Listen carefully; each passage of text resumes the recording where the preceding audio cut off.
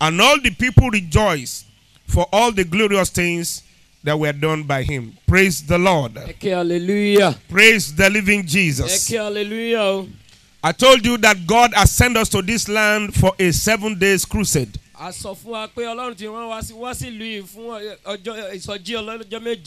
today is the 3rd day. We still have many more days ahead. But every night is meant for a particular miracle.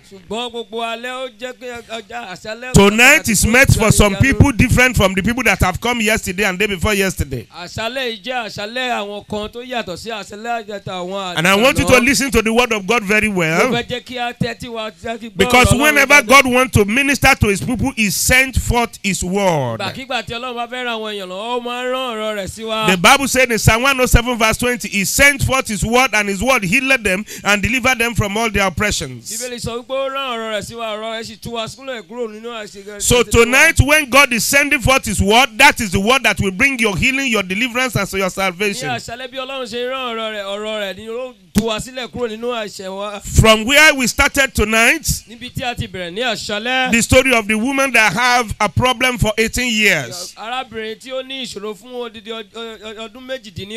The Bible makes us to understand that as Jesus came into the church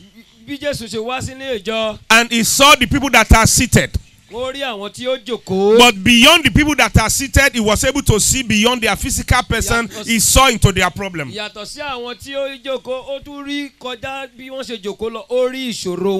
saw them in their problems. He saw them and saw what they were going through. And he came ready to help them and deliver them from their problems. If you know the way they sit down in the synagogue of Israel, just like the way we have minister seat, we have choir seat, and we have general seat up there. In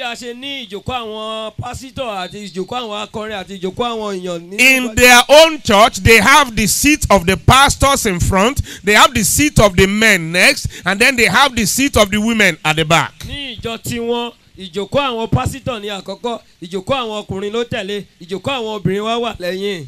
that, outside the church is anybody that come to church who is not a Jew, who is a Gentile. He will stay outside the church.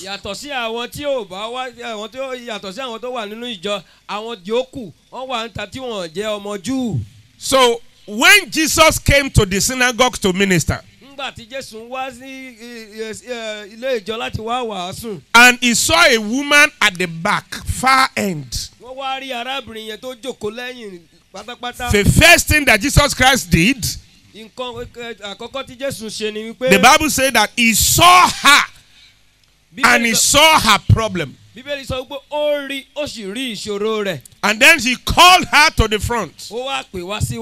Hallelujah. Hallelujah. So the moment the woman is leaving the back seat and leaving the men's seat and coming ahead of the pastor's seat and now coming to Jesus, he has broken a lot of barriers. I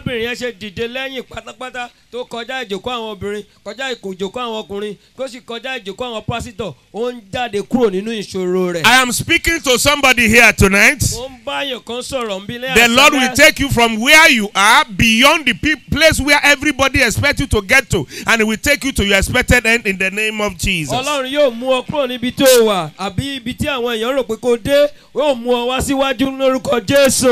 you have been at the back, where you have been looking forward at others in front, and you don't know how to get there, the Lord will take you beyond them and take you ahead of them in the name of Jesus.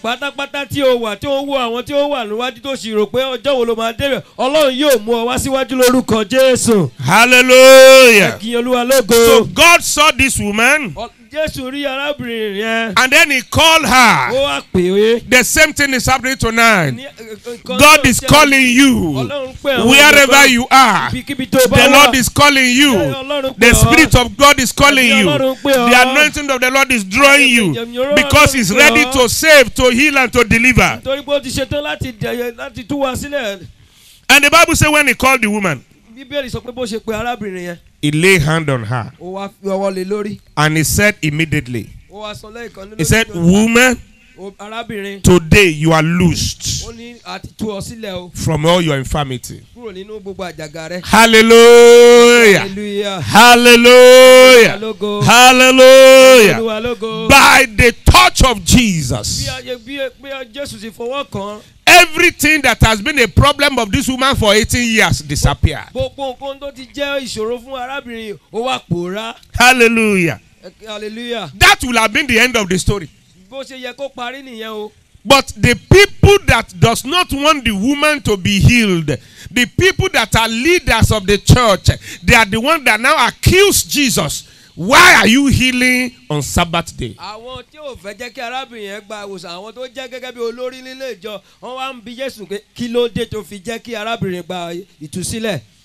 On a Sabbath day. As if Sabbath day should not be a good day for somebody to be healed. They said there are 6 days that a man ought to walk. You should have come on those 6 days, not on the Sabbath day, to receive healing. Now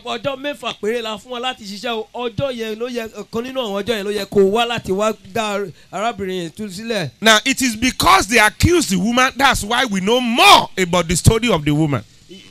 Nítorí pé wọ́n tako iṣẹ́ ìránṣẹ́ tí wọ́n ṣe fún arábìnrin yẹn ló yẹ ká mọ̀ bí ó ṣe pọ̀ sí ìṣòro yẹn ṣe arábìnrin yẹn ṣe pọ̀ sí. That is what made Jesus Christ to explain the situation to them. Ìdí ní Jésù fi sọ ìṣòro yẹn bó ṣe tóbi tó nìyẹn. Jesus saw her.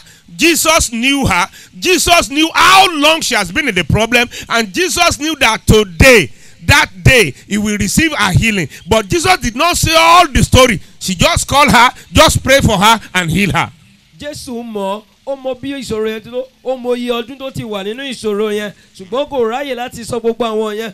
Ó dá pé jáde, ó sì ṣe iṣẹ́ ìyanu fún. But because they are now querying what Jesus did, nítorí pé wọ́n wá ń tako bí Jésù ṣe iṣẹ́ Jésù ṣe. I believe that God will do a miracle for you. Mo gbàgbọ́ pé Jésù yóò ṣe iṣẹ́ ìyanu fún ọ. And I believe that the miracle of God in your life will make your enemies to be put to shame in the name of Jesus. Mo gbàgbọ́ pé iṣẹ́ ìyanu tí Ọlọ́run yóò ṣe nínú ayé rẹ yóò mú kí ojú ti àwọn ọ̀tá rẹ. Hallelujah. Hallelujah. So Jesus now said, you are hypocrites. Why are you complaining that somebody is healed on the Sabbath? Jésù wá sọ fún wọn pé kí ló dé tẹ́ fi ń tako arábìnrin yìí. He said, this woman whom Satan has bound for 18 years. Jésù wá sọ pé arábìnrin yìí tí èṣù ti dè fún odidi ọdún méjìdínlógún. And today God wants to heal her. You are complaining. Èní wá jẹ́ ọjọ́ tí Ọlọ́run fẹ́ gbà á lẹ̀. Jesus knew her problem. Nígbà tí arábìnrin yẹn ò nílò láti sọ ìṣòro rẹ̀ fún Jésù, Jésù mọ ìṣòro rẹ̀. Hallelujah. Hallelujah. Hallelujah. Hallelujah. Hallelujah. Hallelujah. Hallelujah. So he knows you. God knows you. Jesus knows you. And he knows your problem. And he's ready to deliver you from your problem. Tonight he has come for you. And he's going to get into the root of your problem and take you away from that problem. In the name of Jesus. Hallelujah. Hallelujah. Hallelujah. Hallelujah. Few days ago when I was preaching to you here,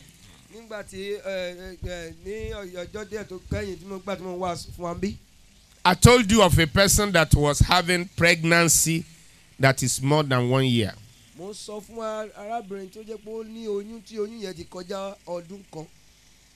And then God mentioned her case when I was preaching in Arigidi Akoko.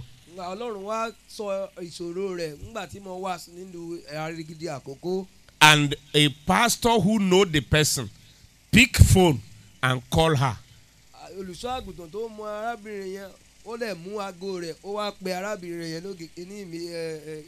The person was in Abuja.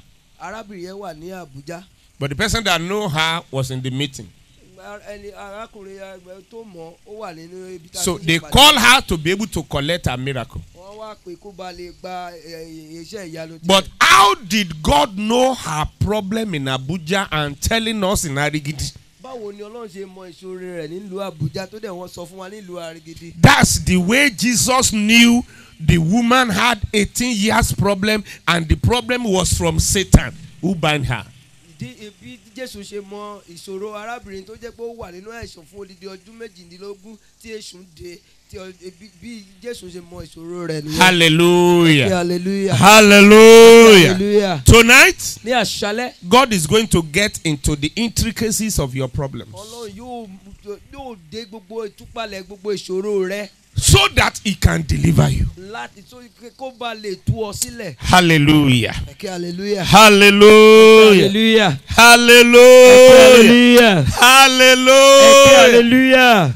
Because He knows you more than I know you, more than your neighbor knows you, more than your parents know you. He knows you. When you get to doctor, they usually ask you a lot of questions, so they'll be able to know how to solve your problem. But when you get to God, He doesn't need to ask you questions. He knows you more than you know yourself. Hallelujah. Are you hearing what I'm saying? So God knows you and God knows your problem. But He's going to minister to you tonight in Jesus' name. Are you hearing me tonight? I want you to listen very well. Because God is already going into details of your life.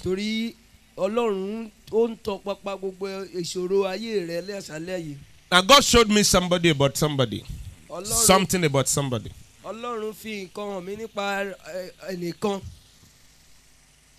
I will start from your problem, then I go to the root of the problem.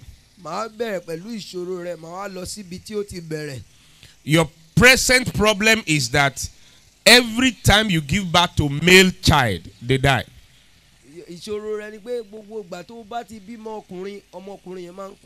And not only you, it has also affected others that is born by the same father.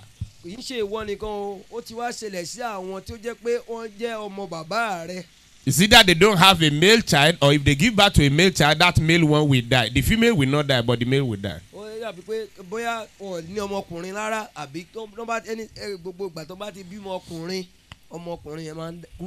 Praise God. Hallelujah. Praise the Lord. Praise the Lord. Hallelujah. But then God now took me back to like 60-something years ago.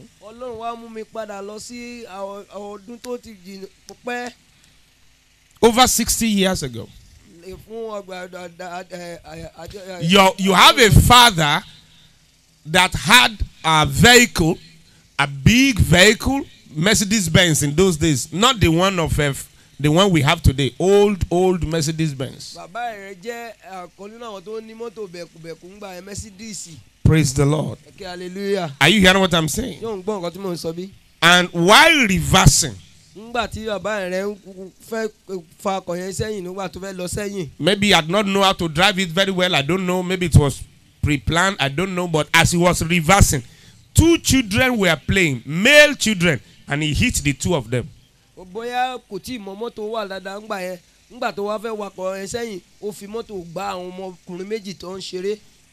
And they lost their life. So he was given a curse because of what has happened. He's wealthy, he has children, he had a lot of things, but that killing of those children that are male now made a curse to come to her, and all her children, all his children, they will never have a male child because of that encounter.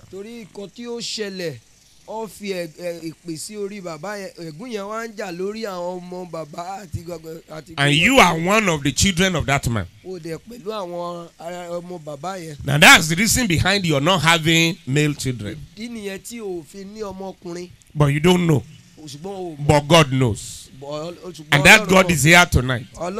So as to take whatever you have missed and you don't know why the trouble came, God who knows where the thing come from, He will get back to the root and He will deliver you tonight in the name of Jesus. Not only you, if you now give birth to children, they won't have that problem again in their own.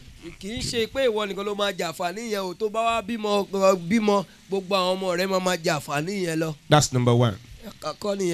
Give Jesus a clap offering, somebody. Hallelujah. Hallelujah. Hallelujah. Hallelujah. Hallelujah. Hallelujah. Hallelujah. Hallelujah. Hallelujah. Hallelujah. Hallelujah. Hallelujah. Hallelujah. Hallelujah. Hallelujah. Hallelujah. Hallelujah. God is here. Ọlọ́run wà níbí. And his power is here. Agbára rẹ̀ sì wà níbí. There is somebody also that is here. Ẹnìkan wà níbí pẹ̀lú. You have a heart problem. This is my right hand. This is my left hand. Is that left that you have the heart? Apá ọ̀tún mi lélẹ̀, apá òsì mi lélẹ̀. Apá ọ̀tún yẹn ló ti ní ìṣòro nínú ọkàn. Apá òsì. Apá òsì. That's where the heart is. Now, that's where you are having problem that anytime you bend, it's like something heavy is eating you on that heart. Apá ibẹ̀ yẹn ni o ti ní ìṣòro gbogbo ìgbà tó bá ti tẹ̀ mọ́lẹ̀, ibẹ̀ yẹn máa ń dùn ẹ́. Because what is happening is not on the chest. What is happening is inside the heart. Nǹkan tó ń ṣe kì í ṣe àyà ò ló ti ń ṣẹlẹ̀ o, ṣùgbọ́n inú ló ti ń ṣẹlẹ̀. But tonight, God is going in there and is healing that heart in the name of Jesus. Ṣùgbọ́n ní àṣálẹ́ Ọlọ́run ń lọ bẹ̀ yẹn yóò sì mú ọ lára dá ní àṣálẹ́. Hallelujah. Hallelujah. Hallelujah. Hallelujah. Hallelujah. Hallelujah. Hallelujah. Hallelujah. Hallelujah. Ẹ̀yin Olúwa lógo. Hallelujah. Ẹ̀yin Olúwa lógo. There is somebody, you are a man. Ẹnìkan wà níbí, ọkùnrin ni ọ́. Underneath where we put our belt. Ibi nígbà ìsàlẹ̀ ibi tá a máa ń fi bẹ́líìtì wá sí. Or if you have a local trouser where you tie your trousers. Àbí tó bá jẹ́ ṣòkòtò sọ̀rọ̀ ló ní ibi tí okùn ìsàlẹ̀ ibi tí o máa ń fi. So a little beyond that place, underneath, you are having pains, you are having something that has swollen up, but God is healing you right now as I'm talking Ní ìsàlẹ̀ here. bẹ́ẹ̀ láì jìnnà síbẹ̀ yẹn o ní nǹkan tó gbẹ́ kó ń dùn ọ́ tó wá ń wú. Yeah. Ọlọ́run ṣetán láti wò ọ́ sàn ní àṣálẹ́ lórúkọ Jésù. Hallelujah. Hallelujah. Hallelujah. Hallelujah. Hallelujah. Hallelujah. Hallelujah. Hallelujah. Hallelujah. Hallelujah. Hallelujah. Ẹ̀yin Olúwa lógo. There is somebody that at your private part, when you normally supposed to urinate, urine is supposed to come out, but in your own case, blood will be coming out. Ẹnìkan wà níbí tó jẹ́ pé ìgbàkígbà tó bá ti fẹ́ tọ̀ kò kì í ṣe ìtọ̀ ló máa ń jáde, ẹ̀jẹ̀ ló máa ń jáde.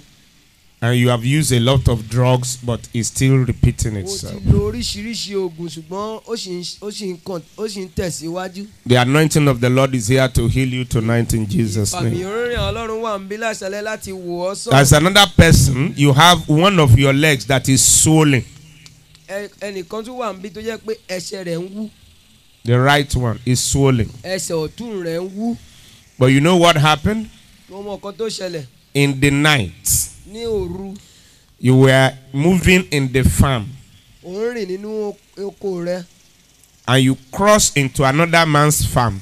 Ó wá kọjá sí oko ẹlòmíì. And that person has put something on his farm Ẹnìyẹn ti fi nǹkan kan sínú ilẹ̀ rẹ̀. that nobody should cross into his own land. Ó ti sọ pé ẹnì kankan gbọ́dọ̀ kọjá sí ilẹ̀. Actually, in that night, you were moving around like a hunter. Ní alẹ́ ọjọ́ yẹn òun rìn káàkiri bí ẹni tó fẹ́ lọ pa ẹran ni. But when you kill animal in the forest, nobody can take you for that. Nígbà tó bá pa ẹran ní òru kò sí èèyàn tó lè gbàgbọ́ pé ó gba ẹran. Nobody can arrest you or do anything against you. Kò sí You ẹni can kill an animal in somebody's farm and nothing will affect you. You can kill an animal in somebody's forest, nobody will arrest you. ó lè pa ẹran bí ibi tó bá wù ẹ́, ó lè pa ẹran ní oko lágbẹ́ oko oríṣiríṣi koko tó wù ẹ́, kò sí ẹnikẹ́ni tó lè mú ọ. But because you pick something in that man's farm, Nítorí pé o wá mú nǹkan ní ilẹ̀ arákùnrin yẹn. from that day your leg has been swelling, it has not gone down. Ọjọ́ yẹn ni ẹsẹ̀ rẹ ti ń wú tí ò lè lọlẹ̀. Tonight, Ní àṣálẹ́, God is going to heal you. Ọlọ́run yóò wò ọ́ sàn. You will be delivered in the name of Jesus. Wàá gba ìtúsílẹ̀ lórúkọ The Jésù. power of the Lord will loose you from a Agbára family. Ọlọ́run yóò tú ọ You have sílẹ̀. cried, you have prayed, you have done everything, but the thing didn't go this O that ti ṣe time. oríṣiríṣi, o ti gbàdúrà, o But ti tonight, God will release you in the name of Ní Jesus. àṣálẹ́ Ọlọ́run yóò tú ọ sílẹ̀. Hallelujah. Ẹ ké hallelujah. Hallelujah. Ẹ ké hallelujah. Hallelujah. Ẹ̀yin Olúwa lógo. Ẹ̀yin Hallelujah. Olúwa lógo. Ẹ̀yin Hallelujah. Olúwa lógo. Is somebody hearing me? Ṣé ẹnìkan ń gbọ́ mi bí? There's a woman, Arábìnrin kan wà níbí. you have 3 girls. O ní ọmọbìnrin mẹ́ta. Well, I call them girls because they are female. Mo pè wọ́n ní ọmọbìnrin torí pé obìnrin ni wọ́n. But they are all at marriageable level, but none of them have anybody to marry them. Ṣùgbọ́n gbogbo wọn ló ti tó lọ́kọ, kò tí ì ṣe, ṣùgbọ́n kò séyàn kankan tó kẹnu fún wọn láti fẹ́ wọn. Because there is already a mark upon your life and all your daughters. Torí pé àmì kan ti wà lórí rẹ àti gbogbo àwọn ọmọ rẹ. But tonight God is lifting it in the name of Wọ́n ní àṣálẹ́ Jesus. Ọlọ́run ń yọ àmì yẹn kúrò lórúkọ Jésù. I say God is removing that mark in the name of Ọlọ́run ń yọ Jesus. àmì yẹn kúrò lórúkọ Jésù. I say God is removing that mark in the name of Ọlọ́run yọ àmì Jesus. yẹn kúrò lórúkọ Jésù. Thank you, Ẹ Jesus. ṣeun Olúwa. Thank you, Ẹ Jesus. ṣeun Jésù. 1, 2, 3. There is somebody that is there also. Ẹnìkan tó wà ń bí. You have done 1 job, 2nd job, 3rd job. You are now on the 3rd job. But God said this job you are doing is not the job He wants you to do. He wants you to go back to original work that you started before. Wà ń bí o ti ṣe iṣẹ́ mẹ́ta ṣùgbọ́n iṣẹ́ kẹta ló wà lórí ẹ̀ báyìí. Ọlọ́run kì í ṣe ìpinnu Ọlọ́run fún ẹ, iṣẹ́ kẹta kì í ṣe ìpinnu Ọlọ́run fún ẹ. Ọlọ́run fẹ́ jẹ́ kó o padà lọ sí iṣẹ́ àkọ́kọ́ tí o kọ́kọ́ ṣe. You stop that work because to you it's not working. Nothing is working. But that's the real one that God wants you to O do. pa iṣẹ́ yẹn tì torí pé ó dàbí pé kò ṣe dáadáa ṣùgbọ́n iṣẹ́ tí Ọlọ́run fẹ́ jẹ́ kó o ṣe nìyẹn. And that is where God wants your blessing to come from. Ibẹ̀ yẹn gan lọ́lọ́run ti fẹ́ bùkún rẹ. It doesn't matter whether people don't like it or not. You get back there, you get back to that work, everything will turn around in the name of Kò ní Jesus. ṣe bóyá èèyàn fẹ́ràn iṣẹ́ yẹn àbí wọn ò fẹ́ràn iṣẹ́ yẹn tó bá ti padà Ọlọ́run ìbùkún rẹ yóò dé lórúkọ Jésù. Hallelujah. Ẹ ké hallelujah. Ẹ ké Hallelujah. hallelujah. Ẹ Hallelujah. ké hallelujah. Ẹ Hallelujah. ké hallelujah. Hallelujah. Ẹ̀yin Olúwa lógo. Hallelujah. Hallelujah. There is another person, an elderly man. Àgbàlagbà ọkùnrin kan wà níbí. You have your son. Ó ní ọmọkùnrin rẹ̀ kan. He has gone ahead to school, Ó ti lọ sílé ìwé gíga. but he has come back because he's not making progress in the school. He has come back to join you in the farm. Ṣùgbọ́n ó ti padà wá láti ilé ìwé láti ṣetán láti wá pẹ̀lú rẹ̀ nínú oko. Why? Because he's not making progress academically. Kí ni ìdí? Torí pé kò tẹ̀síwájú nínú ẹ̀kọ́ rẹ̀. But tonight, God will change everything. Ṣùgbọ́n ní àṣálẹ́ Ọlọ́run yóò yí gbogbo rẹ̀ padà. In the name of Ní orúkọ Jesus. Jésù. In the name of Ní orúkọ Jesus. Jésù. Every bondage shall be loosed in the name of Gbogbo ìdè Jesus. láòtú ní àṣálẹ́ lórúkọ Every Jésù. bondage shall be loosed in the name of Gbogbo ìdè Jesus. yóò di tútú ní àṣálẹ́ lórúkọ Jésù. The Lord Jesus that knew that woman and knew her problem. Jésù tó mọ arábìnrin yẹn tó dẹ̀ mọ ìṣòro rẹ̀. He also knows you and knows your problem. Ó mọ̀ ó sì mọ ìṣòro rẹ̀. Doesn't matter how many years the problem has been there. Kò ní ṣe pẹ̀lú iye ọdún tí ìṣòro yẹn ti wà ń bẹ̀ o. Tonight you are getting free in the name of Ní àṣálẹ́ Jesus. òun di àtúnṣílẹ̀. Thank you, Ẹ Jesus. ṣeun Jésù. Thank you, Ẹ Jesus. ṣeun Jésù. Thank you, Jesus. Jésù ẹ ṣeun. Let's rise up. Let's rise up. Ẹ jẹ́ Let's kí a rise up. dìde lórí ẹsẹ̀ wa. Let's rise up tonight. Ẹ dìde lórí ẹsẹ̀ wa. Holy Spirit. I don't know what kind of cult you belong to. Mi mọ ìpè tí ó jẹ́ tirẹ̀. Cults. Ẹgbẹ́ òkùnkùn. I don't know which type you belong to. Mi mọ ẹgbẹ́ òkùnkùn tí ó wà nínú wọn o. But I see you now that your first son, your second, and your third has been killed because of that cult. Mo rí sìn pé ọmọ rẹ̀ àkọ́kọ́ èkejì ẹ̀kẹta wọ́n ti pa wọ́n nítorí pé ẹgbẹ́ òkùnkùn tó wà yẹn. The 3 of them are male. Àwọn mẹ́tẹ̀ẹ̀ta ọkùnrin ni wọ́n. And not when they are infancy, when they are already making it, that's when they die. Kì í ṣe ìgbà tó wà ní ìkókó, wọ́n ti ń ṣe dáadáa, wọ́n ti ń ṣe fún òbí kan tó pa wọ́n. I don't know what God want me to do about your case. Ìmọ̀ nǹkan tí Ọlọ́run fẹ́ jẹ́ kí n ṣe nínú ọ̀rọ̀ rẹ o. Maybe you are ready to change or you are not yet ready to change. I don't know. Ìmọ̀ bóyá o ti ṣetán láti yí padà àbí o ti ṣetán láti yí padà. But God opened my eyes to see that one now. Ṣùgbọ́n Ọlọ́run ṣí ojú mi láti rí ìyẹn nísinsìnyí. Your son number 1, son number 2, son number 3 has been taken by the cult you belong to. Ọmọkùnrin rẹ àkọ́kọ́, èkejì, ẹ̀kẹta àti pa wọ́n láti ọwọ́ àwọn ẹgbẹ́ òkùnkùn tó wà. But in the kingdom of God, God killed his own son so that our sons will not die. Ṣùgbọ́n ní ti ìjọba ti Ọlọ́run, ó pa ọmọ tirẹ̀ kí àwọn ọmọ wa kán ba lè wà láyé. So I don't know which one you belong to that is killing your own sons. Mi mọ èyí tí ó wà tó jẹ́ pé ọmọ. But if you can come back to our side. Tó bá lè wá sí ọ̀dọ̀ wa. Our own son, they live very well. Àwọn ọmọ tí wọ́n máa ń ṣe dáadáa ni. Praise God. Hallelujah. We don't bury our sons here. Kì í sin ọmọ wa ń bí. Praise God. Hallelujah. Praise the Lord. Hallelujah. Praise the living Jesus. Hallelujah. Tonight, Ní àṣálẹ́. I say God has come for somebody. Mo ní Ọlọ́run ṣe wá. I don't know who the person is. Mi mọ ẹni tẹ́ ẹnìyẹn jẹ́. But I know 1 or 2 persons will have been touched by what God is saying here tonight. Mo mọ̀ pé ẹnìkan àbí èkejì ti máa Ọlọ́run ti máa tọ́ ọkàn wọn pẹ̀lú nǹkan. So supernaturally God has come to visit ìlú tuntun and you are one of the people there. Ní ti ẹ̀mí Ọlọ́run ti bẹ ìlú yìí wò, ó dẹ̀ wà nínú àwọn tó wà ń bẹ̀. I want to pray with you. Mo fẹ́ gbàdúrà pẹ̀lú rẹ. But first and foremost, Ṣùgbọ́n lẹ́yìn àkọ́kọ́. the most important thing is salvation of your soul. Èyí tó ṣe dáadáa, èyí tó tóbi jù ni pé ìgbàlà ọkàn rẹ. A person that does not accept Jesus Christ, how can Jesus help him? Ẹni tí ò gba Jésù, báwo ni Jésù ṣe lè ràn lọ́wọ́?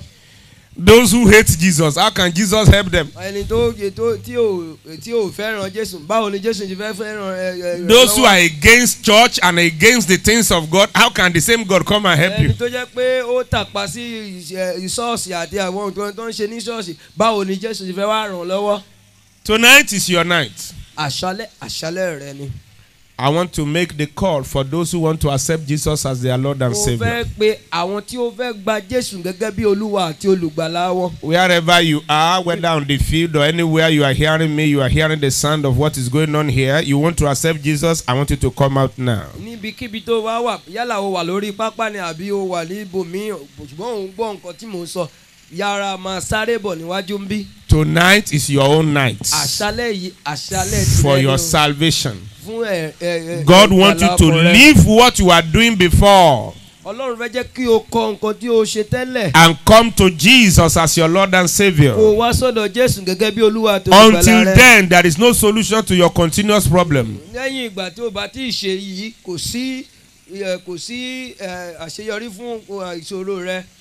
But tonight, ní àṣálẹ́, God will give us another opportunity. Ọlọ́run fẹ́ fún wa ní àǹfààní míì. To make you come to Him and accept Him as your Lord and Savior. Láti jẹ́ kí Savior. o wá sí ọ̀dọ̀ rẹ̀ kó sì gbà gẹ́gẹ́ bí Olúwa àti olùgbàlà rẹ. Again, maybe you have accepted me before, but because of a lot of problem you have gone back.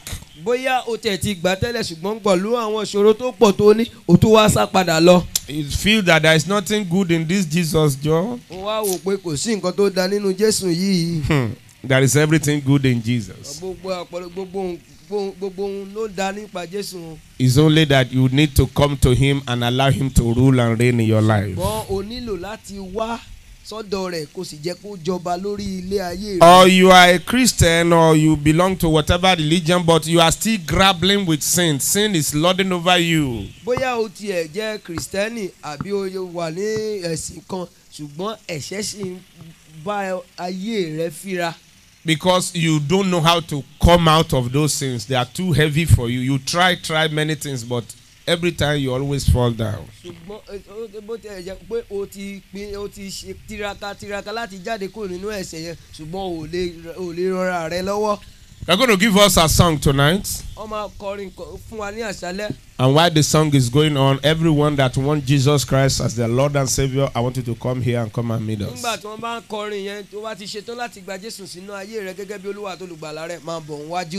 I'm going to pray with you. Thank you, Jesus. Thank you, Jesus.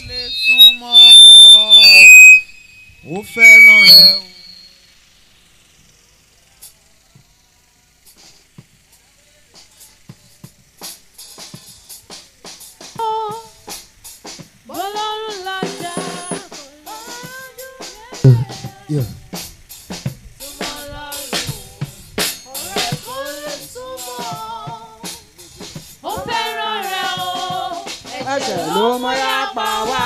I'm waiting for you. I'm waiting for you. I'm waiting for you.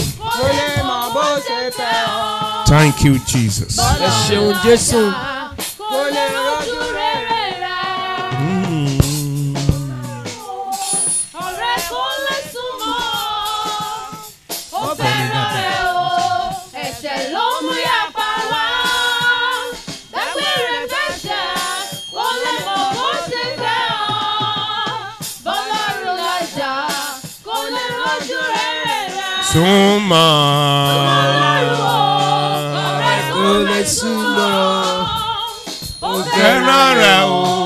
Ẹ̀ṣẹ̀ ló mú yapa wá o. Kó lè mọ̀ bó ti fẹ́ ọ. Bọ́lọ́run làjà kó lè rójú rere. Súnmọ́ Ọlọ́run o.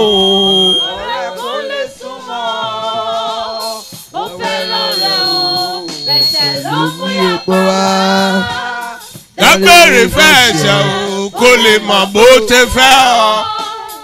Bọ́lọ́run làjà kó lè rójú rere rẹ̀. Ọlọ́run o, ọ̀rẹ́ kó lè súnmọ́. Ó fẹ́ràn rẹ̀ o, ẹ̀ṣẹ̀ ló mú yapa wá. Yóò bá dágbére fẹ́ ẹ̀ṣẹ̀ kó lè mọ̀ bó ṣe fẹ́ ọ. Bọ́lọ́run rẹ̀ làjà kó lè rójú rere. Súnmọ́. Ọ̀rẹ́ kó lè súnmọ́. Thank you, Lord. Ó fẹ́ràn rẹ̀ o, ẹ̀ṣẹ̀ ló mú yapa wá. Dágbére fẹ́ṣẹ̀ kó lè mọ̀ bó ṣe fẹ́ ọ. Bọ́lọ́run rẹ̀ làjà kó lè rójú rere rẹ̀. Súnmọ́. Ọ̀rẹ́ kó lè súnmọ́. Ó fẹ́ràn rẹ̀ o, ẹ̀ṣẹ̀ ló mú yapa wá. Dágbére fẹ́ṣẹ̀ kó lè mọ̀ bó ṣe fẹ́ ọ. Bọ́lọ́run làjà kó lè rójú rere. Súnmọ́. Ṣàkàbà. Ètò paru na ma ṣe. Ẹ̀ṣẹ̀ ló mú yapa wá. Dágbére fẹ́ṣẹ̀ kó lè mọ̀ bó ṣe fẹ́ ọ. Bọ́lọ́run rẹ̀ làjà kó lè rójú rere rẹ̀. Súnmọ́. Ọ̀rẹ́ kó lè súnmọ́. Ó fẹ́ràn rẹ o, ẹ̀ṣẹ̀ ló mú yapa wá o. Dágbére fẹ́ṣẹ̀ Kó lè mọ̀ bó ṣe fẹ́ ọ. Bọ́lọ́run làjà. Súnmọ́. ọ̀rẹ́ kó lè súnmọ́. Ó fẹ́ràn rẹ̀ o, ẹ̀ṣẹ̀ ló mú yapa wá. Ò bá dágbére fẹ́ṣẹ̀ kó lè mọ̀ bó ṣe fẹ́ ọ. Bọ́lọ́run rẹ̀ làjà kó lè rójú rere. Súnmọ́ Ọlọ́run o, ọ̀rẹ́ kó lè súnmọ́. Ó fẹ́ràn rẹ̀ o, ẹ̀ṣẹ̀ ló mú yapa wá. Dágbére fẹ́ṣẹ̀ kó lè mọ̀ bó ṣe fẹ́ ọ. Ọlọ́run rẹ̀ làjà kó lè rójú rere rẹ̀. Súnmọ́ Ọlọ́run o, ọ̀rẹ́ kó lè súnmọ́. Ó fẹ́ràn rẹ̀ o, ẹ̀ṣẹ̀ ló mú yapa wá. Dágbére fẹ́ṣẹ̀ kó lè mọ̀ bó ṣe fẹ́ ọ. Ọlọ́run rẹ̀ làjà kó lè rójú rere rẹ̀. Súnmọ́ Ọlọ́run o, ọ̀rẹ́ kó lè súnmọ́. Ó fẹ́ràn rẹ̀ o, ẹ̀ṣẹ̀ ló mú yapa wá. dágbére fẹ́ṣẹ̀ kó lè mọ̀ bó ti tọ́. Bọ́lọ́run làjà kó lè rojú rere rẹ̀. Hallelujah. Ẹ̀yin Olúwa lógo. Hallelujah. Ẹ̀yin Olúwa lógo. I give you one more chance. Mo sì fẹ́ fún ọ láàyè sí lẹ́ẹ̀kan. Before I pray for these ones. Kí n tó gbàdúrà pẹ̀lú àwọn tó wà níwájú. If you know you are there and if you die tonight, there is no assurance that you can make heaven. O mọ̀ pé tó o bá kú ní àṣálẹ́ yìí, o lè dé ọ̀run. You know the way you live your life. O mọ̀ bó ṣe ń lo ilé ayé rẹ. And you know that there's no way you can make it. O mọ̀ pé kò sí ọ̀nà tó lè fi gbà débẹ̀. But maybe you think another day may be a better day, not tonight. O wá rò pé bóyá ọ̀la lè dáa ju òní lọ. I want to give you another Mo chance. fẹ́ fún ọ láàyè kan sí. Before I start to pray for these Kí n ones, tó máa gbàdúrà pẹ̀lú àwọn tó wà níbí. you know you have one sin in your life that is troubling your life. O mọ̀ pé ẹ̀ṣẹ̀ kan wà nínú ayé ẹ̀ tó wá ń digi tó ń dúró lé ayé rẹ. This kind of a program is special. It is opportunity for you to become totally free from all those sins. Ìpàdé yìí yàtọ̀, ó jẹ́ ìpàdé tó yàtọ̀ yìí tó fún ẹ ní àǹfààní láti jẹ́ kí ayé rẹ tó yí padà pátápátá. But that will be only if you can allow Jesus. Ìyẹn ní ṣe pé tó bá lè gba Jésù ní ààyè. So I give you opportunity now. Mo fẹ́ fún ọ láàyè sí. I will count 1 to 10. Màá kà láti ọ̀kan dé ẹ̀wá. By the time I finish 10 and you didn't join us, ẹ̀wá tó bá ti pẹ̀lú wa ń bí. that means you are not ready tonight. Ìyẹn túmọ̀ sí pé o ò tí ì ṣètò ní àṣálẹ́. 1. Ọ̀kan. You know you need this Jesus we are talking about anywhere you are. O mọ̀ pé o nílò Jésù tí a And ń you sọ can lára hear lálẹ́ the yìí. microphone or the speaker can talk to you to hear wherever you are. Gbohùngbohùn lè sọ̀rọ̀ débi tí o wà. And you know that if you die tonight, you can't make Mo dẹ̀ it. mọ̀ pé tó o bá kú lálẹ́ ò lè dé ọ̀run. That means this message is for you. Ìyẹn túmọ̀ pé ìwàásù yìí So tọ̀dọ̀ rẹ I want you to join us here right now before I finish the count of 10. Tètè máa sáré bọ̀ báyìí ká kí n tó ka ọ̀kan dé ẹ̀wá. 2, Èkejì, 3, ẹ̀kẹta, 4. ẹ̀kẹrin. I'm waiting for you. Mo ń dúró dè ọ́. 5. Ẹ̀karùn-ún. Thank you, Jesus. Ẹ ṣeun Olúwa. 6. Ẹ̀kẹfà. Thank you, Lord. 7. Ẹ̀keje. Thank you, Lord. Ẹ ṣeun Jésù. 8. Ẹ̀kẹjọ. 9. Ẹ̀kẹsàn-án. Wherever you are, make sure you get here before I finish praying for them. Ibikíbi tó o bá wà rí i pé o débi kí n tó gbàdúrà. Those of you here, can you place your hand on your chest? I Àwa want to tá a pray wà ń for wájú ẹ jẹ́ kí a fi ọwọ́ wa sí àyà wa. you. And say the following words after me. Máa wá sọ ọ̀rọ̀ yìí tẹ̀lé mi. Lord Jesus, Jésù Olúwa, I come to you tonight. mo tọ̀ ọ́ wá ní àṣálẹ́. I ask that you wash me clean Mo gbàdúrà kó o wẹ̀ mí mọ́ with your blood. pẹ̀lú ẹ̀jẹ̀ rẹ. Cleanse me Wẹ̀ mí with your blood. pẹ̀lú ẹ̀jẹ̀ rẹ. Give me a new heart. Fún mi ní àyà tuntun. Give me a new beginning. Fún mi ní ìpẹ̀rẹ̀ tuntun. Write my name in the book of life. Kọ orúkọ mi sínú ìwé ìyè. Cross out my name from the book of Fagi sinners. sí orúkọ mi sínú ìwé ikú. Remove me from the book of sinners. Yọ mí kúrò nínú ìwé àwọn ẹlẹ́ṣẹ̀.